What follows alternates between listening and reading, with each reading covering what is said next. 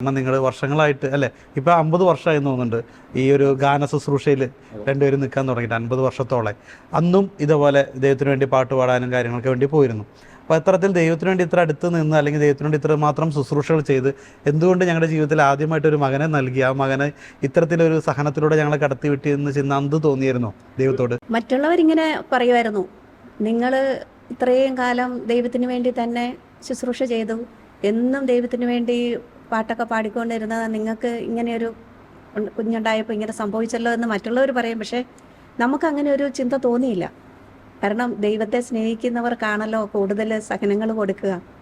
ദൈവത്തെ സ്നേഹിക്കുന്നവർക്ക് അവിടുത്തെ പദ്ധതി അനുസരിച്ച് വിളിക്കപ്പെട്ടവർക്ക് എല്ലാം നന്മയ്ക്കായി പരിണമിക്കും എന്നുള്ള ആ വചനം ഞങ്ങൾക്ക് അടിയുറച്ച് വിശ്വാസമായിരുന്നു.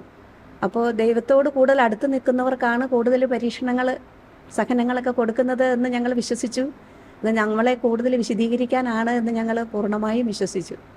പിന്നെ മോന് 4 വയസ്സായപ്പം നഴ്സറിയിൽ വിട്ടു. അപ്പോഴത്തേക്കും അടുത്ത ഒരു മോളും കൂടെ ഞങ്ങൾക്ക് ഉണ്ടായി.